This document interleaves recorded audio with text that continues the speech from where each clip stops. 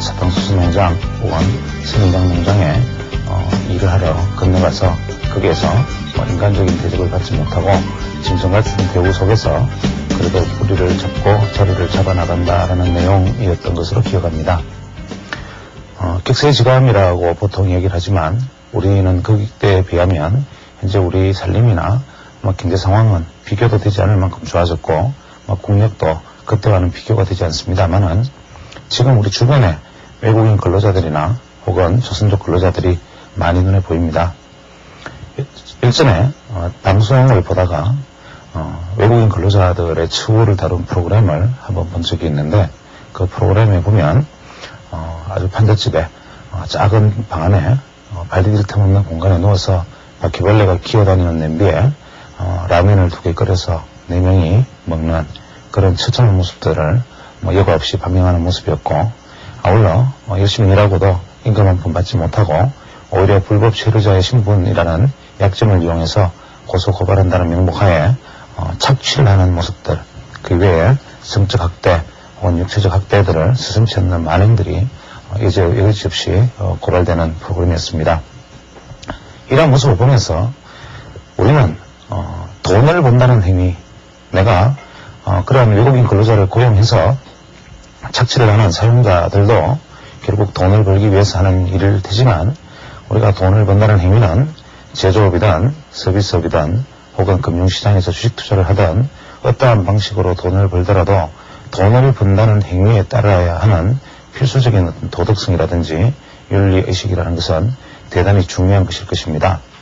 우리가 죄의식 없이 무심코 저지르는 행동들, 예를 들면 인권을 무시한 근로자들의 착취도 제조업에서 해당될 수 있겠지만, 금융시장에서 주식시장에서 우리가 결국 부정이나 가전 불이한 일들이 벌어지는 것들을 생각하면 이제 우리는 우리가 돈을 버는 행위 혹은 재화를 늘리는 행위에 따르는 부수적인 책임들과 거기에 따른 윤리의식을 한번 돌이켜볼 때가 아닌가라는 생각이 듭니다. 앞으로도 우리가 금융시장이 발달하면서 이러한 많은 여러 가지 업무들이나 그 외에 부정한 일들이 많이 벌어지겠지만, 가능하면 우리도 투명한 세상에서 밝고 정의롭고 떳떳한 삶을 살아갈 수 있는 그런 사회가 될 수 있었으면 하는 바람입니다.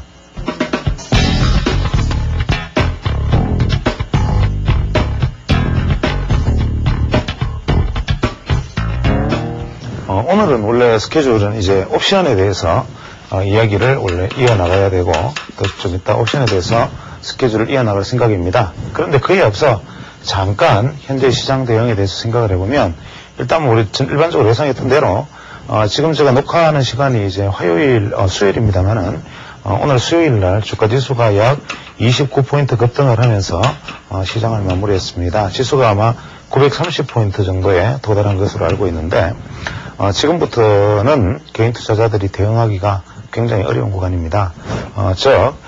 지금 지코야 지수가 920에서 다시 850까지 갔다가 다시 930까지 돌파하는 과정 속에서 아마 대부분의 개인 투자자 여러분이 가지고 있던 하락폭은, 종목의 하락폭은 아마 20% 정도가 평균이었을 것이고, 이번에 주가가 오히려 전고점을 돌파하는 과정에서 이 20% 하락했던 종목이 반등한 것은 약 10%밖에 되지 않고, 그 이외에 소위 말하는 우리가 주도라고 부르는 삼성전자라든지 현대차 등과 같은 블루칩들이 조상승을 하면서 이러한 지수 왜곡, 즉 지수는 전고점을 돌파했으나 개인 투자자는 마이너스 10%의 손실을 입게 되는 이러한 어떤 전형적인 기관화 장세가 벌어지고 있습니다.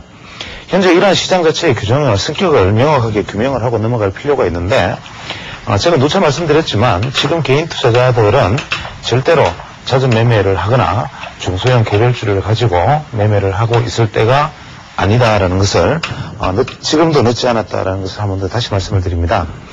제가 지난번에 아마 이 강의를 처음 시작하기 전에 작년 가을인가요? 그때 이 강의를 처음 시작하기 전에 개론을 이야기하면서 아마 니프티 피프티, 즉 우아한 50 종목에 대한 이야기를 한 것으로 알고 있습니다. 미국 시장의 역사를 이야기하면서 우아한 50 종목에 대한 설명을 했고, 이 우아한 50 종목이 우리 한국 시장에서도 이렇게 진행되지 않을까 주목된다는 말씀을 드린 적이 있는데, 당시 미국 시장이 60년대 70년대 성장주의 열풍이 일고, 성장주의 열풍 이후에 성장주가 급락하고, 다음에 실적에 대한 어떤 강한 기대감으로 인해서 성장주에 대한 어떤 패배의 일들을 반면교사로 삼아서 다시 실적에 주목을 하면서 미국 전체 시장 중에서 실적이 좋은 약 50개 블루칩만 시장을 주도해서 리드하면서 지수만 오르는 미국 시장이 1년 반이나 이어집니다. 그 이후에 다시 조정을 거쳐서 또 새로운 국면으로 이어지는데 현재 우리 시장이 여기에 해당하는 아주 본격적으로 진행되는 국면이 아닌가라는 생각이 듭니다. 따라서 지금은 개인 투자자 여러분들이 예를 들어서 오늘 데이 트레이딩, 스윙 트레이딩으로 이 종목을 사고 팔고 떨어졌을 때 이것을 사고 팔고 하지만 실제로 개인 투자자 여러분들의 수익률이 자칫 잘못하면 우리가 지난 99년, 2000년에 경험해 보셨듯이 지수는 계속 오르는데 돈을 번 사람보다는 잃은 사람이 많아지는 그런 국면으로 가지 않을까라는 생각입니다. 그래서 물론 이런 방송을 통해서 개별 종목 한두 종목을 가지고 무슨 매수를 한다 이런 얘기를 하는 것은 거의 비윤리적이거나 심장에 틀이 난 사람이 아니면 불가능한 이야기이기 때문에 현재 개인 투자자들이 대응하는 방법에 대해서 간단하게 한번 짚어볼까 싶습니다. 지금 현재 시장을 주도하는 현재 어떤 어떤 테마라는 표현도 적합하지 않습니다만은 공통된 주제는 일단은 무조건 현재 알든 모르든 이미 수출주가 주목을 받기 시작하고 있습니다. 여기에 대한 대표적인 것은 우리가 삼성전자라든지 삼성 SDI라든지 혹은 현대차 이러한 종목들이 현재 대표적으로 치고 나가고 있고 이에 앞서 영업무역과 같은 개별주들도 등달아서 상승하는 모습을 보여주었는데 우리가 흔히 수출주라고 부르는 종목들은 우리가 보통 이제 경기 회복에 기댄 어떤 IT 업종, 즉 전기, 전자, 부품 업체들이 아닐까라고 생각하기 쉽지만 이와 아울러서 우리나라 내수와 내수 시장에 성장을 하면서 우리가 가지고 있던 우리 산업 구조의 어떤 강점들, 즉 전통적 중후장대형 산업이 버티고 있었던 것이 우리 시장은 미국 시장과 달리 이제 오히려 미국 시장은 하락하는데 우리 시장은 상승하는 것을 이끌었다면 거기에 해당하는 대표적인 것이 중공업과 관련된 주식들이 있을 수 있습니다. 이러한 종목 중에서 수출에 줄여갈 수 있는 것은 대부분 이제 조선에 관련되는데 조선에 관련된 종목으로 가정을 한다면 우리 이제 현대중공업이라든지 삼성중공업 같은 종목들이 예상이 될 수 있는데 실제로 현대중공업보다는 삼성중공업을 개인 투자자들이 선호를 하기 때문에 이 삼성중공업의 주가 흐름은 상승했다가 또 매물을 맞고 하락했다가 상승했다가 하는 흐름을 반복할 가능성이 있기 때문에 오히려 기관 투자자들이 선호하는 현대중공업에 한번 오히려 역방향으로 한번 주목을 해보는 건 나쁘지 않겠고 그와 아울러 대우조선과 같은 종목들도 같은 조선업체로서 수출 주도주로서 해당은 되겠지만 이 대우조선의 경우에는 우리가 보통 제가 정확히 기억은 할 수 없습니다만은 11,000원에서 12,000원 사이에서 당시에 우리가 대우조선이 그때 부도 상태에 빠진 상황에서 이 대우조선의 기관 투자자들이 대부분 지분 출자를 했기 때문에 이때 우리가 지분 출자를 하면서 주식으로 전환을 했죠. 그래서 우리가 기관 투자자들이 그 당시에 부채를 주식으로 전환했던 우리가 가격, 즉 11,000원에서 12,000원 정도에 도달을 했을 경우에 이 11,000원대 수준에서 기관 투자자들이 가지고 있던 어떤 지금까지 대우조선 때문에 유동성이 잠겨 있었던 부분을 만약에 주가가 도달한다면 여기 어떤 반응을 보일 것인가라는 약간의 우려가 있기 때문에 이 종목의 경우에는 이 가격대를 돌파하는 것을 확인하고 매매를 하는 것이 좋을 것 같고 현대중공업, 삼성중공업과 같은 수출주도주, 대우조선과 같은 수출주도 즉 조선업종을 한번 살펴보거나 또 우리가 흔히 옐로우칩이라고 불리는 종목들 중에 수출에 관련된 것은 물론 삼성전자, 삼성전기, SDI 이런 종목들이 있지만 이런 종목들은 이미 사실 제가 여기서 사라고 말을 해도 개인 투자 여러분들이 특히 아마 경험이 적은 분들이 사기가 좀 어렵습니다. 냉정하게 이야기하면 주식 투자라는 것이 현재 시장에 주목을 끌고 있고 시장에 주도하고 있는 종목에 승부를 걸어야 하는 것이 정상임에도 불구하고 아무리 얘기를 해도 실제로 내가 겪어보지 않고는 현재 5만 원대에 가 있는 현대자동차 사기가 쉽지가 않습니다. 그러나 막상 이것이 조정받아가지고 만약에 4만 원이 되면 더 떨어질 것 같아서 못 사죠. 그러나 반등할 때는 너무나 급속히 반등하기 때문에 또 살 기회가 없습니다. 이런 식으로 개인 투자들이 할 수가 없고 여기서 제가 현대차 그래도 현대차를 사기도 어려운 상황이기 때문에 또 현대차 자체가 이미 정고점을 돌파는 해나갔습니다만 한 차례 조정 국면은 조만간에 있을 것으로 보이기 때문에 현재 상황에서 수출 주기박형이면서 어떤 그룹의 지주회사로 전환될 수 있는 종목들은 없을까 하는 것을 한번 연구해 보는 것도 괜찮겠습니다. 뭐 대표적인 경우로 SK 같은 종목들이 될 수 있는데, 이러한 종목들은 우리가 소위 말하는 수출형 화학 관련 업종이면서 또 그와 아울러 그룹의 지주회사로 변신하고 있는데, 저는 여기서 최태원 회장이 SK 지분을 늘리고 대주주로 올라섰다는 점에 대해서 상당히 주목하고 있는데, 이 부분의 주가 흐름이 어떻게 될지는 모르겠습니다. 이와 아울러 삼성그룹에서 정밀화학 부분에서 유력한 삼성정밀화학, 이러한 여러식들도 대안이 될 수 있는데, 이 삼성정밀화학이나 혹은 뭐 삼성중공업이나 이러한 종목들은 움직임이 아마 크게 차이가 없이 비슷한 움직임을 보일 것으로 생각됩니다. 또 이와 아울러 우리가 생각할 수 있는 것은 블루칩 중에서 이미 삼성전자는 많이 올랐고, 두 번째 블루칩으로 생각할 수 있는 것이 SK텔레콤과 KT에 대한 문제가 되겠는데, 실제로 SK텔레콤은 과거 성장주라는 것에 분류되어 있었기 때문에 많이 올랐고, 또 성장주로 분류되어 있었기 때문에 이번에 떨어져 있죠. 그러나 이 SK텔레콤이라는 그 회사가 KT가 가지고 있는 지분, SK가 가지고 있는 지분, 혹은 뭐 우리 SK글로벌이 가지고 있는 지분을 매각을 했을 때 그에 대한 물량 부담에 의해 가지고 계속적으로 반등을 못하고 있지만, 기술적으로 봐서는 일단 SK텔레콤에 대해서도 일단은 30만 원대, 즉 29만 원에서 30만 원대를 돌파하는 것을 확인하고 긴 안목으로 한번 사보는 것도 괜찮지 않겠나 싶고, 현재 화두가 되는 것, 딜레마가 되는 것이 KT입니다. 이 KT는 저는 그냥 앞으로 1년을 내다보고 주식자를 하고 정권사에 돈 보태주는 것보다는 그냥 나는 주식에 묻어두고 그냥 은거리를 내보고 싶다라고 말씀하시는 분들에게 사실 KT를 권하고 싶지만, 이 KT를 만약에 매수를 하게 되면 개인 투자자들이 만약에 급작스럽게 매수를 하게 되면 상당히 당혹감에 휩싸일 가능성이 있습니다. 즉 KT라는 것은 현재 저평가냐 고평가냐의 어떤 논쟁이 지금 있습니다. 즉 우리는 보통 펀더멘탈을 얘기하는 것은, 저는 기업 분석 전문가가 아니기 때문에 제가 펀더멘탈을 직접 분석하거나 그 기업의 어떤 시장 내재 가치를 정확히 알 수 있는 능력은 가지고 있지 않지만, 다만 믿을 만한 리포트를 가지고 비교 분석하면서 어떤 쪽에 신뢰가 간다라고 손을 들어줄 수 있다고 생각합니다. 그런 관점에서 저는 생각을 하면, 우리가 대표적인 어떤 리서치 업체라면 우리가 사설 리서치 업체, 제도권 애널리스트들이 모여서 만든 리서치 업체 중에 이리서치라는 회사가 있고, 그 다음에 통신에 강한 이제 리서치 중에서는 S증권의 리서치 팀이 비교적 밀어하는데, 이번에 공교롭게도 어제 날짜입니다. 지금 오늘이 17일이니까 이것을 한번 테스트를 해봐야겠네요. 지금 4월 16일자로 한투증권에서, 한국투자신탁증권이죠. 한투증권 리서치센터에서 KT는 고평가 종목이기 때문에 목표가를 57,000원으로 낮추고, 쉽게 말하면 매도 의견이죠. 매도 의견으로 낮추고 비중을 축소할 것을 권고한다, 이러한 리포트를 냈습니다.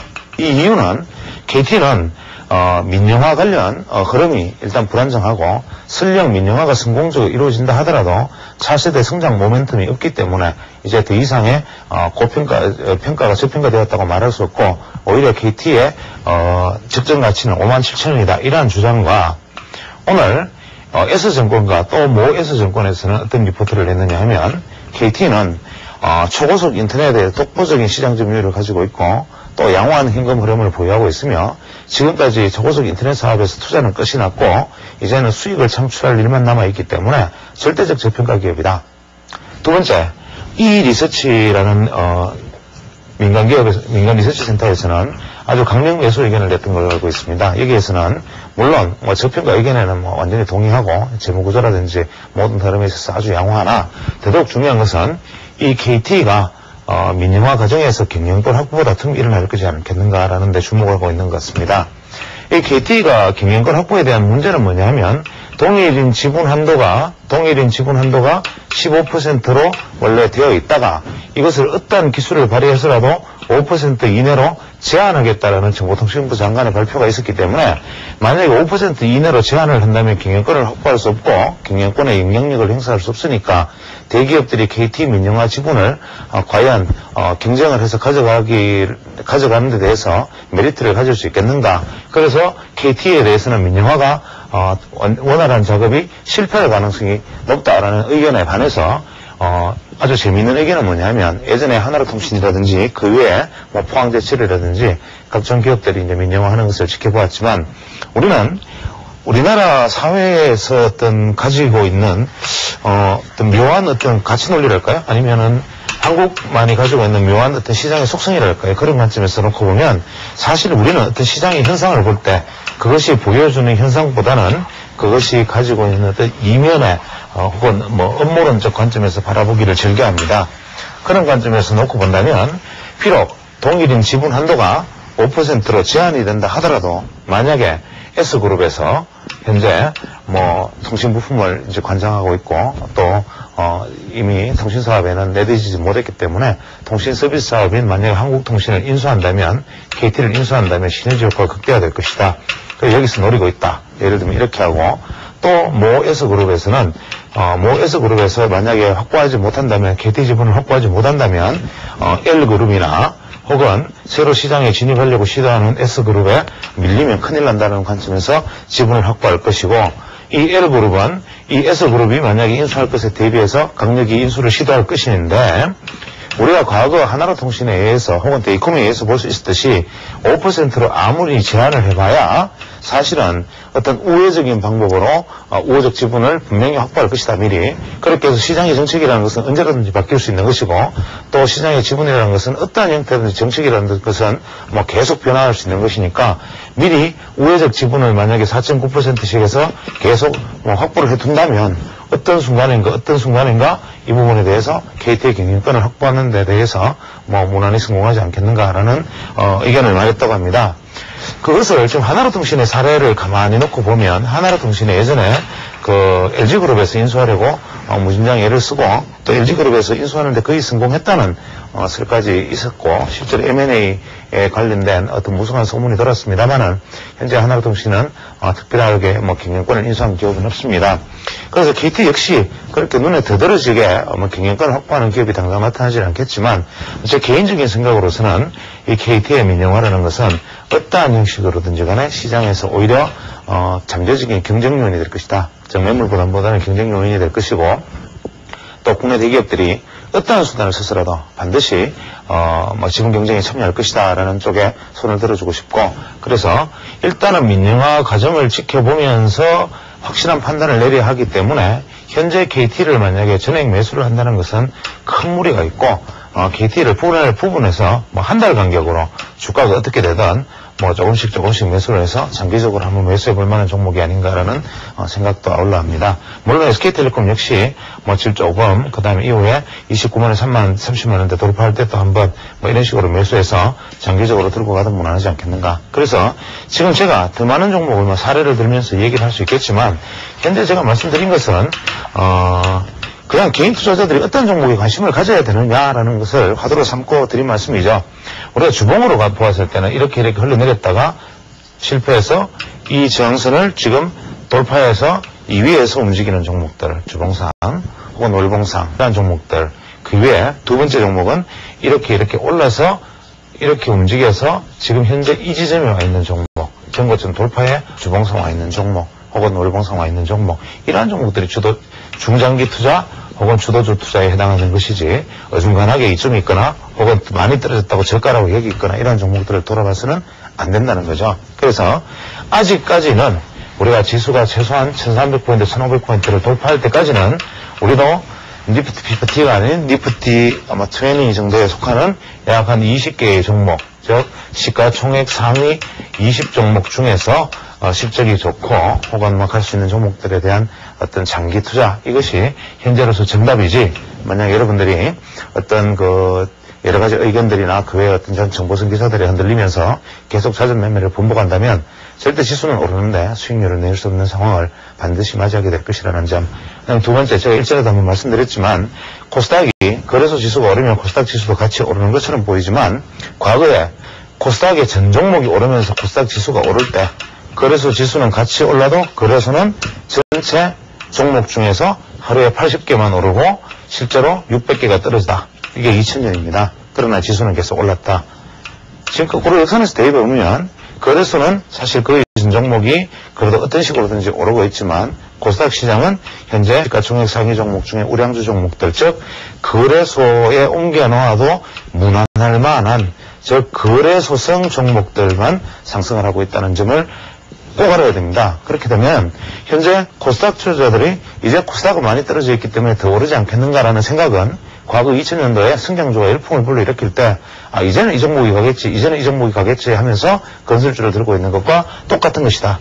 그래서 저는 제가 2001년 초에 아마 그 칼럼을 하나 쓰면서 그때 성장주와 이혼 뭐 이런 글을 쓰면서 향후 3년간 돌아보지 말라는 강력한 이야기를 한 적이 있었는데 아직도 코스닥은 설령 단기적으로 어떤 수익률을 준다 하더라도 개인 투자자들은 돌아보지 마시고 거래소에 가더라도 이제는 주도할 수 있는 종목을 살펴보아야지 덜 올랐다는 이유만으로 단순히 주가가 사다는 이유만으로 혹은 누가 좋다 하더라 혹은 무슨 방송에서 누가 추천했다더라 하는 이유만으로 이런 종목들을 돌아본다면 지수는 오르는데 결국 수익은 그 변변치 않은 그런 오류를 범할 가능성이 높습니다. 그래서 개인 투자자 여러분은 절대적으로 매매 횟수를 줄이고 우량주에 묻어두는 장기까지는 아니더라도 최소한 중기 투자의 자세를 갖추는 것이 수익을 내는 확실한 방법이다라는 것을 다시 한번 정말 진지하게 간곡하게 당부드리는 바입니다. 우리가 알고서 하지 않는 것과 몰라 못하는 것의 차이는 대단히 큰 것입니다. 그래서 옵션을 알기는 알되 투자는 하지 말라는 점 다시 한번 말씀을 드리고, 자, 선물은 제가 그때 이제 레버리지 효과가 있다는 거죠. 지렛대 효과. 즉, 선물은 우리가 증거금을 가지고 주식을 살 수 있으니까 약 15%의 돈만으로도 주식을 사는 것과 같기 때문에 선물은 레버리지가 있다고 그랬는데, 옵션은 선물에 비하면 비교도 안 될 정도로 레버리지 효과가 크다. 즉 미수를 만약에 우리가 미수를 내지른다 이런 표현을 쓰는데, 우리가 미수가 요즘 일부 몰지각한 증권사들에 의해서 거의 10배까지 허용이 되고 있습니다. 그런데 옵션 투자는 이 효과는 비교도 되지 않을 정도로 대단한 지렛대 효과를 가지고 있습니다. 이유는 자, 한번 생각을 해보죠. 주식은 예를 들어서 삼성전자가 오늘 예를 들어서 40만이면 우리는 반드시 40만 원을 지불해야만 미수를 사든 어떻게 사든 40만 원을 지불해야만 삼성전자 주식 한 주를 살 수가 있습니다. 우리가 선물지수는 예를 들어서 오늘 선물이 아마 117포인트였던 것으로 알고 있는데, 이 117포인트의 선물 중에 한 계약을 사기 위해서는 117포인트를 우리가 한 계약은 곱하기 50만 원을 해서 이 한 계약을 사야 되고, 다만 돈을 0.15%를 지불한다는 것이죠. 즉 15%만 지불하면 된다는 것이죠. 그러나 어쨌거나 간에 이 돈을 지불하고 우리가 사는 것은 117포인트에 해당하는 주가지수 한 계약입니다. 117포인트. 그래서 제가 말씀드렸다시피 선물은 지수가 오르면 오를수록 선물 한 계약의 가치는 점점 비싸지는 것이죠. 그런데 옵션은 지수를 사는 것이 아니고, 예를 들어서 우리가 옵션이 100포인트짜리 옵션을 우리가 한 계약을 산다고 가정을 하면 옵션 한 계약은 10만 원입니다. 1포인트는. 그러면 선물 1포인트는 50만 원이고 옵션 1포인트는 10만 원이니까 선물보다 일단 5배의 레버리지 효과가 있는 것처럼 보이지만, 그것도 실제로 아닌 것은 옵션이 100포인트짜리 옵션이 예를 들어서 프리미엄이 붙어서 현재 거래가 102포인트에 거래가 되고 있다고 가정을 하죠. 예를 들어 프리미엄이 2다. 지금 2다고 가정을 하면 우리는 이 100포인트짜리 옵션 한 계약을 사면 선물처럼 100포인트를 사는 것이 아니고, 즉 100포인트 곱하기 10만원 이게 아니고 프리미엄에 해당하는 2포인트만 지불을 하는 겁니다. 즉 주가지수 100포인트를 사는데, 행사가 100포인트를 사는데 2포인트, 풀에 있는 프리미엄의 가치 2포인트만큼, 즉 20만 원만 지불을 하고 사는 것입니다. 선물 한 계약은 100포인트일 경우에 5천만 원이 되는데, 이것을 실제로 우리가 지불하면은 0.15를 계산한다 하더라도 약 한 850만 원 이상을 지불을 해야 선물 한 계약을 할 수 있는데, 옵션은, 콜 옵션 예를 들어서 100포인트다 그러면 이것이 오른쪽에 프리미엄이 붙어 있습니다. 예를 들어서 뭐 2.0 프리미엄 이렇게 붙어 있으면 이 프리미엄 2.0만 주고 산다. 다만 한 포인트당 10만 원이니까 20만 원에 사고, 예를 들어서 프리미엄이 0.5가 붙어 있으면 5만 원만 지불하고 이 콜옵션 한 계약을 살 수 있다. 그렇기 때문에 선물 기준으로 우리가 같은 돈으로 선물을 10계약 살 수 있는 돈이라면 경우에 따라서는 옵션은 10,000계약을 사는 일도 있을 수 있다. 이해가 되십니까? 그럴 수 있겠죠, 당연히. 100포인트짜리 선물이라면 100 곱하기 50만원 곱하기 0.15의 돈을 주고 사는 것이지만, 옵션은 붙어있는 프리미엄이 예를 들어서 0.1이라고 가정하면 한 계약당 10,000원밖에 안 되는 것이죠. 그러면 선물을 살 때 우리가 예를 들어서 8천만 원을 가지고 샀다고 가정을 하면, 10계약을 샀다고 가정을 하면, 몇 계약을 샀다고 가정을 하면, 10계약을 샀다고 가정하면 옵션으로는 어떻게 됩니까? 무려 8,000계약을 살 수 있습니다. 그래서 이것이 가지고 있는 이 대단한 변동성 때문에 옵션 투자자들은, 개인 투자자들은 옵션에 환호를 하는데, 이것이 과연 이렇게 해서 무조건 수익을 낼 수 있는 것이라면 얼마나 좋은 제도냐. 작은 돈만으로도 엄청난 수익을 확보할 수 있는 기회가 있기 때문에 굉장히 좋은 제도로 보이지만, 옵션은 기본적으로 말씀드렸다시피 일단 옵션에서 수익을 내는 방법은 추세의 방향을 맞추고 방향을 일단 예측을 하면 좋고, 두 번째로는 변동성이 핵심이다. 즉 옵션은 방향을 물론 맞춘다면 더 말할 나위도 없지만 설령 방향을 못 맞추더라도 변동성이 얼마나 클 것인지 예측만 해도 수익을 낼 수 있는 방법이 있다. 주가가 오르든 내리든 몰라도 변동성이 클 것이라는 예측만으로도 수익을 낼 수 있는 방법이 있을 정도로 이건 옵션은 변동성이라는 것을 중요시한다. 옵션의 가격 결정 구조는 예를 들어서 제가 콜옵션, 제가 지난번에 설명했던 걸 다시 한번 간단하게 정리를 해봅니다. 우리가 주식이 오르기를 바라서 사는 것은 콜옵션이고, 주식이 내리는 것을 바라서 사는 주식은 풋옵션인데, 자, 이까지 개념을 이야기하면 콜옵션은 선물 매수 방향과 일치하고 풋옵션은 선물 매도 방향과 일치합니다. 그러나 콜옵션을 반대로 매도를 할 수 있기 때문에, 매도가 있어야 매수가 있고 하기 때문에 이 콜옵션의 매도는 풋옵션과 같고, 풋옵션의 매도의 방향은 콜옵션과 방향이 같다. 개념은 틀리지만 일단 방향성은 같다. 그래서 이것을 다시 한번 총괄해서 정리하면, 지수가 상승할 것이라고 예상되었을 때 우리가 취할 수 있는 행동은 뭐냐? 지수 선물을 사는 방법, 그 다음에 콜 옵션을 매수하는 방법, 두 번째 풋 옵션을 매도하는 방법이 있을 수 있고, 지수가 떨어질 것이라고 생각되었을 때 지수 선물을 매도하는 방법, 풋 옵션을 사는 방법, 매수하는 방법, 콜 옵션을 매도하는 방법, 이렇게 방법이 나뉘어질 수 있습니다. 그래서 지수 선물에 관련된 이야기는 이미 말씀을 드렸으니까 더 이상 얘기할 필요가 없겠지만, 콜을 매수하고 콜을 매도하고, 풋을 매수하고 풋을 매도하고, 여기서 매수와 매도의 개념이 이제 개인 투자자들에 있어서는 상당히 당혹스러운 개념이 되는 것입니다. 그러나 이 옵션이라는 것은 실체가 완전히 없다는 것을 완전히 이해하고 난다면 문제가 되지 않습니다. 물론 앞에 이야기로 되돌아가야겠지만, 지금 제가 했던 이야기를 다시 반복하고 있는 이유는 이 옵션이라는 내용에 대해서 이해를 대단히 하기가 어려운 분들이 많기 때문에 우리가 평균의 눈높이라는 기준에서 생각을 하겠습니다. 예를 들어서 이번엔 아파트를 사례를 들어보죠. 아파트가 있는데 건설회사에서 장난을 조금 쳐보고 싶습니다. 입주일이 예를 들어서 딱 정해져 있는 입주일이 있습니다. 아파트가 입주일이 있고, 요즘 제도가 예를 들어서 이렇게 바뀌었다고 가정하죠. 아파트를 사고 싶은 사람들은 입주일이 예를 들어서 1월 14일이다 하면 지금 예를 들어서 5월 14일에 하면 5월 14일 날 이제 입주 신청을 할 수 있다고 가정을 합니다. 근데 아파트를 건설하는 건설업자 입장에서 아파트가 이제 완공이 돼서 입주할 수 있다고 가정을 한다면, 미리 팔 수 없다고 가정을 한다면, 여기에 입주할 수 있는 권리를 그냥 딱지로 만들어서 팝니다. 그냥, 혹은 우리가 그냥 아파트 프리미엄이라고 생각해도 마찬가지입니다.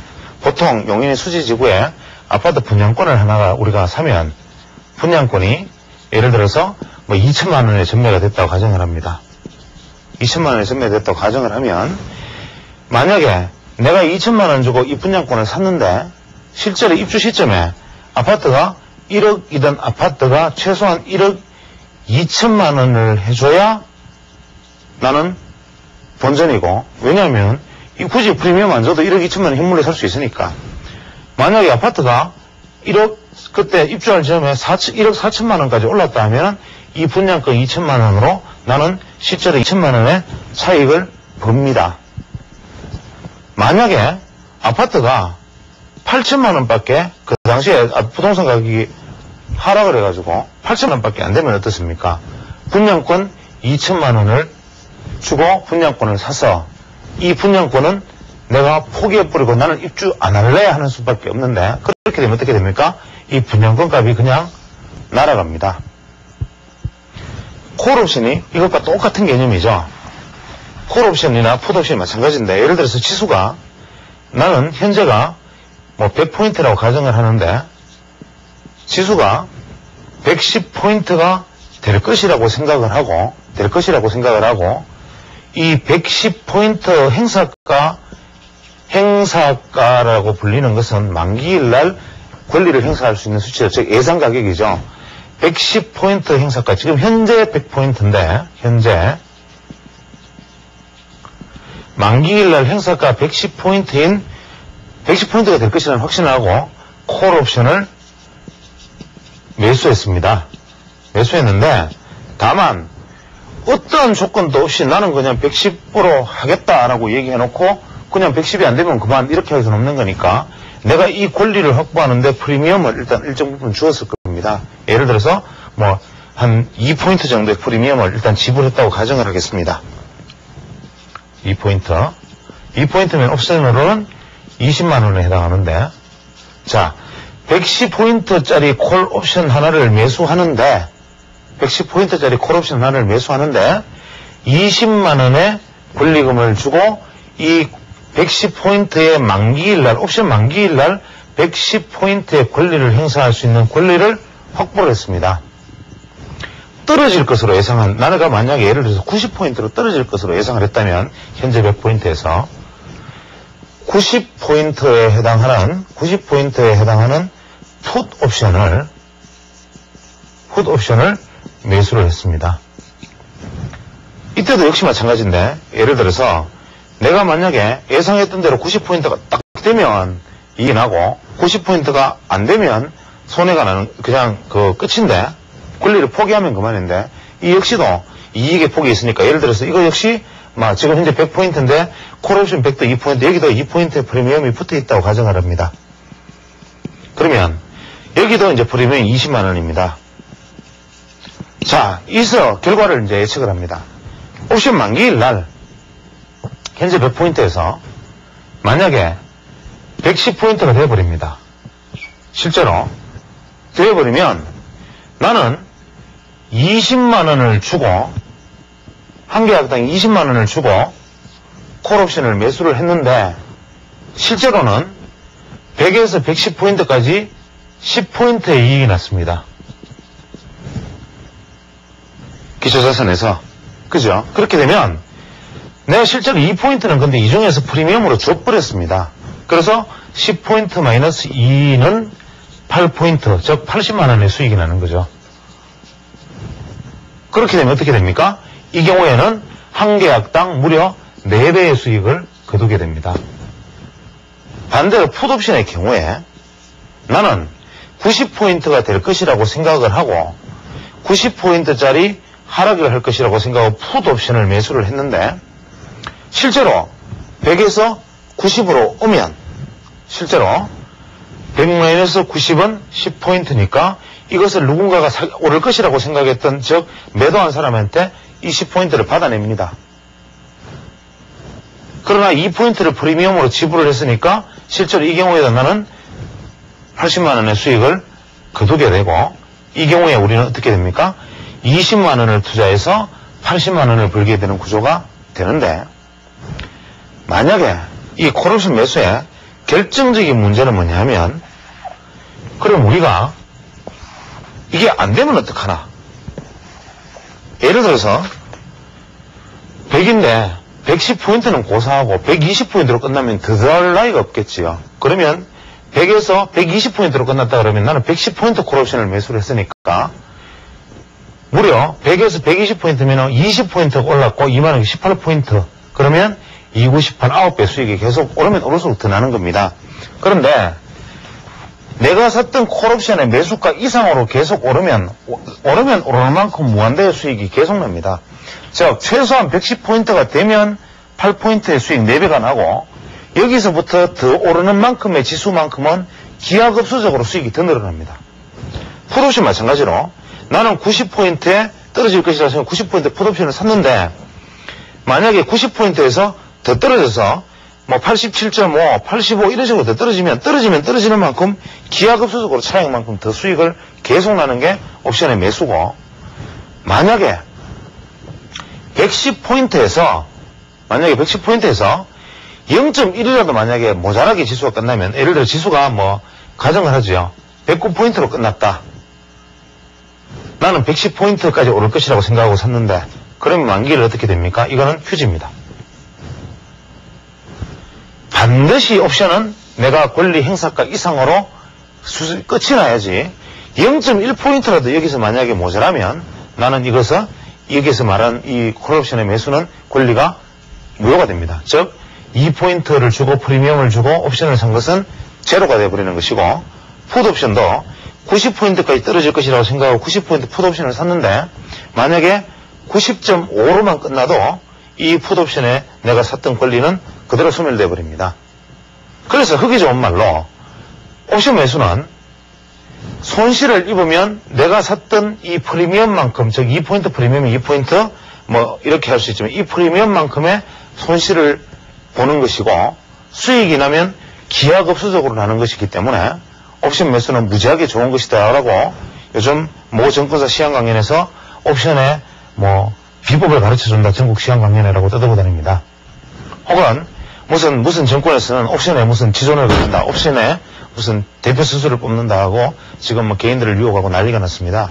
그러나 말이 좋아 프리미엄만 날리는 것이지, 쉽게 말하면 얼마나 이게 무서운 이야기입니까? 내가 주식을 사려고 계좌에다가 1,000만 원을 입금을 해서 주식을 사서 주가가 50% 폭락을 해도 500만 원이 남아있지만, 옵션을 만약에 프리미엄을 주고 계좌를 만약에 예를 들어서 1,000만 원짜리 계좌를 만들어서 만약에 2포인트짜리 프리미엄을 사면 몇 계약을 살 수 있느냐면 약 500계약을 살 수 있는데 20만 원이니까, 그러면 이 500계약이 만약에 0.1포인트만 모자라도 나중에 계좌는 어떻게 됩니까? 0원입니다.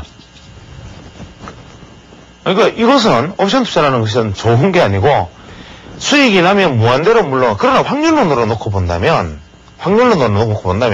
우리가 그 강원랜드 가면 러시안 룰렛이라고 있죠. 러시안 룰렛에 구슬을 따르르 굴려서 자기 번호에 딱 맞으면 거기 있는 판돈이 다 내가 몇 배로 가져오지만, 만약에 그 번호에 안 맞으면 계속 그 돈은 없어지는 것과 같은 이치입니다. 그래서 현재 이러한 것은 옵션의 매수 구조는 이러하니까 옵션 매수는 이렇구나라고 이해가 되겠지만, 그렇다면 옵션의 매도는 뭔가? 옵션의 매도라는 것은 기본적으로 이것은 물건이 아닙니다. 즉 권리일 뿐이죠. 제가 말씀드렸다시피 지수 100포인트를 놓고 장난치는 겁니다.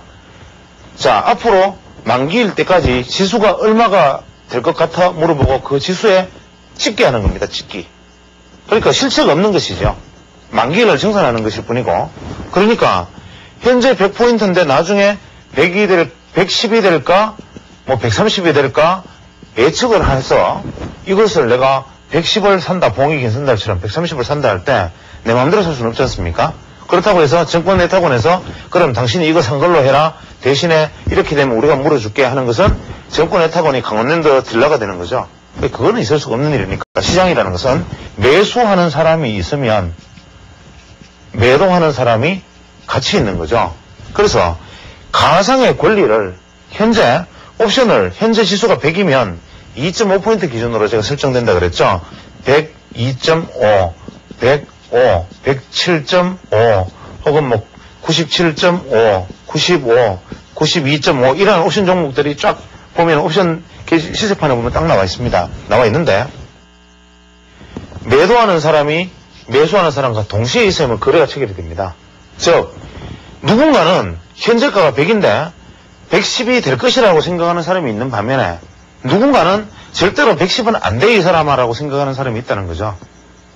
시장은 그런 것입니다. 예를 들어서 현재 지수가 100인데 풋옵션에 누가 나는 92.5까지 90포인트까지 떨어질 것이라고 생각하고 풋옵션 90에 주문을 매수 넣었지만 누군가는 절대로 90까지는 안 가 이 사람아 90이 될 턱이 있나 이렇게 생각하는 사람이 있는 거죠.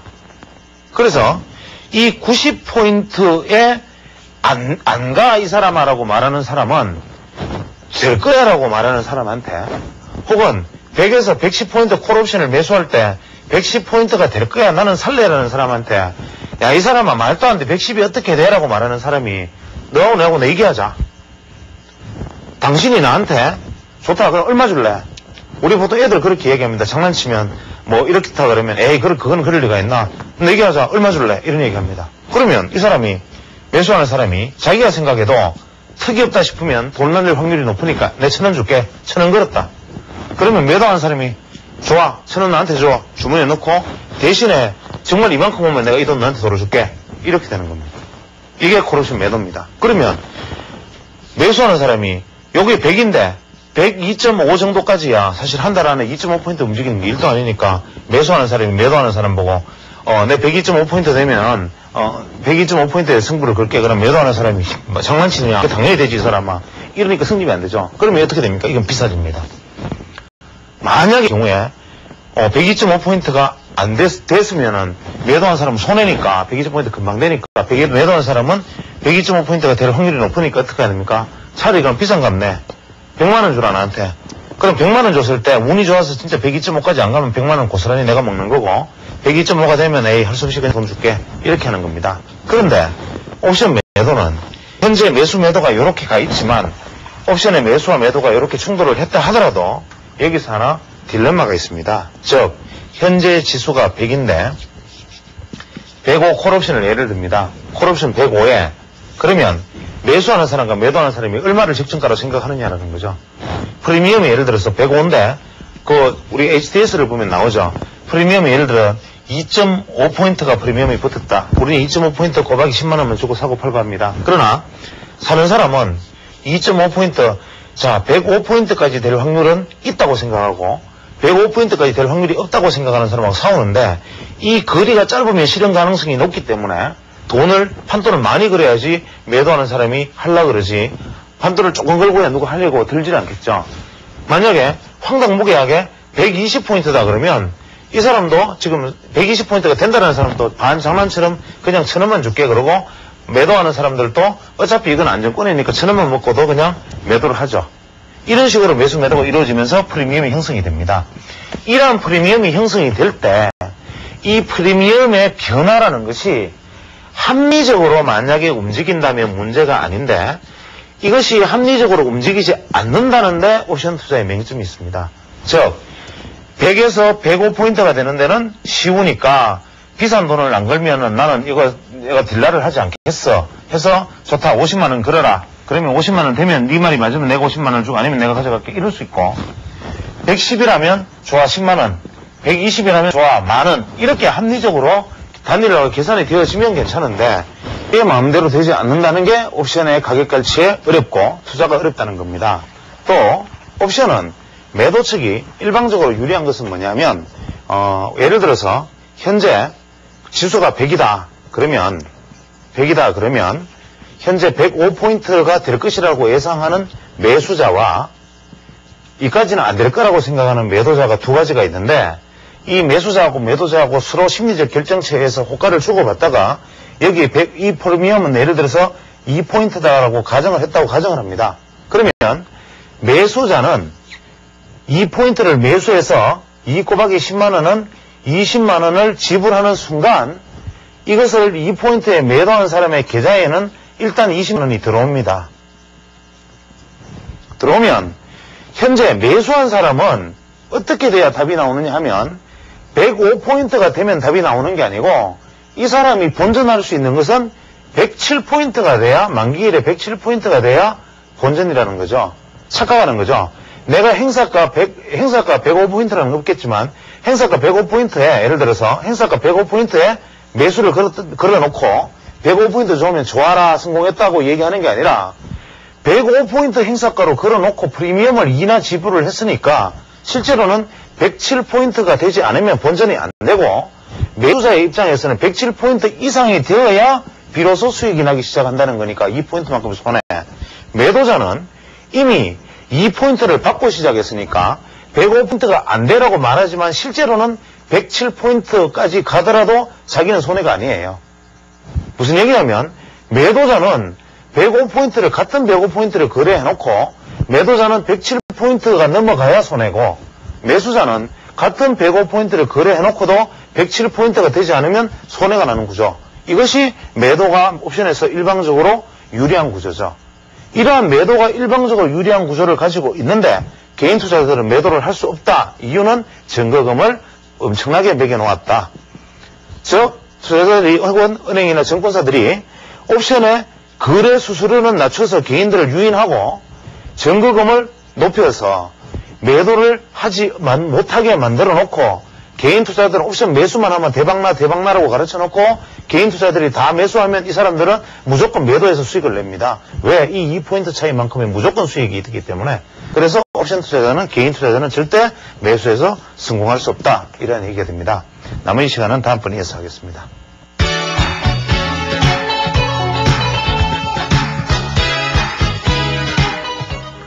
일전에 기업들의 어떤 내부 정보를 혹은 어떤 평가를 기관 투자자들에게 먼저 제공하는 것을 금한다는 금감원의 방침이 한번 알려졌었고 그때 아마 제가 이 시간을 통해서 그 부분에 대해서 아주 강력한 찬성의 의사를 밝혔던 것으로 알고 있습니다. 그런데 우리가 지난번에